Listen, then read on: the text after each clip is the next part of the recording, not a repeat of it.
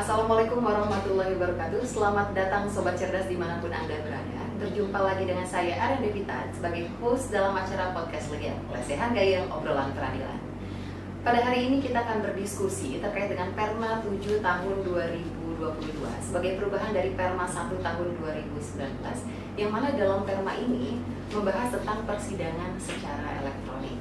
Dan pada pembahasannya saya tidak sendiri, melainkan ditemani oleh yang sudah termasuk pakarnya, yaitu Bapak Dr. Andes Mufi Ahmad Baihaqi MH, yang mana beliau ini merupakan Ketua Pengadilan Agama Tuban saat ini dan tentu saja memahami materi kita pada hari ini. Baik, mungkin untuk sebelum lebih dalam Pak terkait dengan Perma 7 tahun 2022 ya Pak ya, di era digitalisasi ini kan penyampaian informasi kan lebih cepat dan juga mudah. Dan kalau kita lihat di media elektronik seperti website dan juga media sosial seperti TikTok, Telegram, dan lain-lainnya, itu Mahkamah Agung sedang menggencarkan atau mensosialisasikan terkait dengan persidangan secara elektronik, Pak. Kalau boleh tahu nih Pak, biar sobat cerdas yang ada di rumah mengetahui apa sih Pak persidangan secara elektronik itu sendiri? Baiklah, sebenarnya berkaitan dengan teknologi informasi, pemerintah itu sebenarnya pada tahun 2008 itu sudah mengeluarkan peraturan undang-undang, kemudian diperbarui pada tahun 2016 juga diperbarui dengan undang-undang IT, ITE. Nah, mensikapi itu Mahkamah Agung juga tidak kalahnya pada tahun 2018 juga sudah mengeluarkan perma tentang administrasi secara e-court. Kemudian disempurnakan dengan Perma nomor 1 2019 dan yang terakhir Perma nomor 7 tahun 2022. Ketiga sumber hukum itu yang kemudian dijadikan acuan bagi warga peradilan agama untuk memberikan layanan kepada masyarakat, khususnya masyarakat yang sudah bisa memanfaatkan media elektronik. Itu sih. Jadi ternyata Perma 7 tahun 2022 ini setelah beberapa kali perubahan ya. Terkait dengan persidangan secara elektronik tadi itu sendiri Pak, siapa saja Pak yang dapat mendaftar perkara secara e-court atau online Pak? Baiklah, tentang persidangan elektronik dulu ya. Sebenarnya persidangan elektronik itu diatur di dalam Perma nomor 1 2019. Sedangkan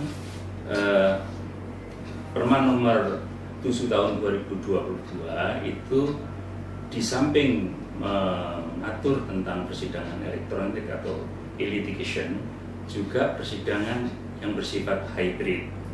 Nah, jadi kalau e-litigation persidangan secara elektronik, maka pihak tergugat maupun penggugat harus mempunyai alamat elektronik, sehingga proses di dalam pelayanan secara elektronik terdiri dari e-filing, e-summon, e-payment, dapat juga disempurnakan dengan e-litigation. Perlu saya jelaskan bahwa e-filing itu adalah alamat elektronik, bisa berbentuk email. Kemudian e-summon yaitu pemanggilan secara elektronik. Jadi tidak perlu menggunakan kurir atau jurusita, cukup dengan panggilan secara elektronik. Demikian pula masyarakat juga dimudahkan dengan e-payment, pembayarannya juga secara elektronik, tidak secara manual menyerahkan uang, tapi bisa melalui transaksi di ATM maupun di mobile banking, sehingga notabene masyarakat dimudahkan untuk mendapatkan layanan pengadilan cukup menggunakan media yang sudah dimiliki. Itu yang berkaitan dengan e-litigation. Seperti itu. Untuk proses pendaftaran ya Pak, dari sidang elektronik atau e-court ini, yang membedakan antara pengguna terdaftar dan juga pengguna lainnya itu seperti apa Pak? Perlu saya jelaskan apa perbedaan pengguna terdaftar dan pengguna lainnya. Pengguna terdaftar yaitu pengguna yang namanya sudah terdaftar sebagai pengguna. Dalam hal ini adalah advokat atau kuasa hukum yang sudah disumpah dan sudah terdaftar di pengadilan tinggi, maka dia disebut pengguna terdaftar. Nah, kalau pengguna lainnya adalah masyarakat manapun yang tidak termasuk bagian advokat itu disebut pengguna lainnya. Kedua-duanya bisa memanfaatkan layanan pengadilan yang menggunakan persidangan elektronik. Nah, disitulah sehingga ketika masyarakat itu mempunyai alamat elektronik, dia bisa memanfaatkan atau mendaftar secara elektronik. Kalau pengguna terdaftar menjadi wajib karena dia sudah terdaftar, maka setiap berperkara harus memanfaatkan atau mendaftar secara elektronik atau e-court. Jadi tidak hanya kuasa hukum atau advokat yang bisa menggunakan sidang elektronik ini, tapi pengguna lainnya atau masyarakat yang berkepentingan juga bisa memanfaatkan layanan itu. Berarti untuk setiap peradilan itu memiliki layanan e-court, Pak? Ya. Ada loketnya sendiri ya, Pak? Ada loketnya sendiri. Tidak hanya peradilan agama, peradilan umum atau peradilan negeri, tata usaha negara, semuanya sudah menerapkan itu bersamaan dengan diterapkannya perma. Apakah ini menjadi prioritas dari Mahkamah Agung itu sendiri, Pak? Sangat prioritas, dan itu oleh Mahkamah Agung dipantau setiap hari. Data-data perkara yang masuk di daftar secara elektronik akan diamati atau didata di Mahkamah Agung, data IT-nya Mahkamah Agung. Baik, seperti itu. Terus terkait dengan ini, Pak, pendaftaran e-court itu kan dapat menggunakan layanan pembebasan biaya perkara ya, Pak ya. Kalaupun bisa, itu apa saja sih, Pak, yang perlu dipersiapkan dari segi administrasi? Pada dasarnya layanan bebas biaya atau prodio itu bisa dilakukan oleh perkara biasa juga. Demikian pula juga masyarakat yang tidak mempunyai kemampuan untuk membayar, sepanjang dia bisa mengurus tentang ketidakmampuannya, surat keterangan ya, dokumen-dokumen ketidakmampuannya bisa didaftar dan dilayani oleh petugas meja ikat pengadilan agama untuk didaftar secara prodio atau bebas biaya.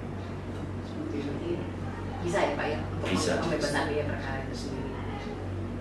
Untuk tadi kan Bapak menyebutkan ada e-litigasi dan juga hibrid ya, Pak. Yang membedakan dari antara e-litigasi dan hibrid itu, kalau e-litigasi full dia secara elektronik. Kalau hibrid itu sendiri itu seperti apa, Pak? Hybrid itu diberlakukan kepada pihak penggugat yang mendaftarkan secara elektronik atau dia mempunyai alamat email. Akan tetapi pihak lawannya atau pihak tergugat tidak mempunyai alamat email atau tidak bersedia untuk manfaatkan layanan IT, sehingga layanan elektronik maksud saya, sehingga mereka juga difasilitasi yang namanya layanan hybrid. Cuman proses pemanggilannya beda dengan e-litigation. Kalau hybrid itu pemanggilannya lewat jasa surat tercatat. Surat tercatat itu pelaksanaannya dilakukan oleh PT Pos, dan panggilannya atau relasnya itu bisa dipantau di pengadilan agama secara elektronik juga.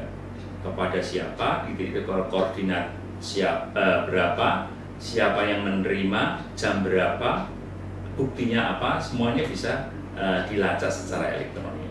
Sehingga manakala pihak tergugat tidak menggunakan elektronik, maka dia memanfaatkan meja e-court itu untuk menyampaikan dokumen-dokumennya secara elektronik. Disampaikannya lewat elektronik, alamat elektroniknya dari pihak penggugat atau pemohon. Tidak lewat jurus kita, Pak, kalau kayak gitu? Tidak. Berarti sama-sama elektronik? Bukan, maksud saya begini. Ketika penggugat atau pemohon menggunakan alamat elektronik, maka penyampaian dokumen dari pihak tergugat atau termohon itu dimasukkan lewat alamat elektroniknya penggugat atau pemohon, dibantu oleh petugas meja e-court. Jadi pihak penggugat mendapatkan layanan elektronik, pihak tergugat mendapatkan layanan tercatat. Terus terkait dengan proses persidangan elektronik, Pak, khususnya di Pengadilan Agama Tuban itu sendiri seperti apa prosesnya? Alhamdulillah, layanan persidangan secara elektronik di Pengadilan Agama Tuban sudah didukung oleh peralatan yang dikirim oleh Mahkamah Agung, sehingga Pengadilan Agama Tuban sudah melaksanakan persidangan elektronik sejak tahun 2021. Nah, ada beberapa perkara yang pihaknya tidak berada di Tuban, ada yang di luar wilayah, misalnya ada di Irian Jaya atau Papua, namun hak-haknya bisa terkomunikasikan atau tersampaikan melalui persidangan elektronik dengan menggunakan fasilitas IT. Luar biasa sekali Pak informasi yang dapat kita sampaikan ke Sobat Cerdas yang ada di rumah hari ini. Mungkin ada pesan atau yang ingin disampaikan Pak terkait dengan Perma 7 tahun 2020? Apa yang membedakan apa yang menjadi kelebihan beracara atau berperkara secara elektronik dengan perkara biasa? Pasti keunggulannya satu, biaya yang murah, kemudian cepat penyelesaiannya, dan membutuhkan persidangan secara sederhana, sehingga azas peradilan yang memberikan layanan cepat, sederhana, biaya ringan, itu perwujudannya juga di sini, di persidangan elektronik ini. Nah, oleh karena itu teknologi ini sangat membantu untuk masyarakat mendapatkan layanan yang sangat cepat dari pengadilan. Nah, itu yang kelebihannya. Cepat, sederhana, ringan ya. Yang perlu kita sounding atau kita rencanakan ke depan nanti agar masyarakat atau pengguna lainnya itu dapat tersosialisasikan, sehingga dia tidak perlu jauh-jauh datang ke kantor pengadilan agama, cukup mendaftarkan lewat teknologi atau gadget yang dia punya, sehingga dia tidak perlu waktu lama untuk mendaftar dan termasuk membayar pun sekaligus menyelesaikan perkara. Terima kasih banyak Bapak atas pengetahuan yang telah Bapak sampaikan ke kami, sehingga teman sobat-sobat cerdas yang ada di rumah bisa lebih paham nih Pak terkait dengan persidangan secara elektronik. Nah, untuk sobat-sobat cerdas yang di rumah, mungkin ada ingin request tema apa yang akan kita bahas untuk minggu-minggu berikutnya, jangan lupa untuk komentar di video di bawah ini, dan jangan lupa juga untuk like, komen, dan juga subscribe. Salam cerdas, wassalamualaikum warahmatullahi wabarakatuh. Waalaikumsalam.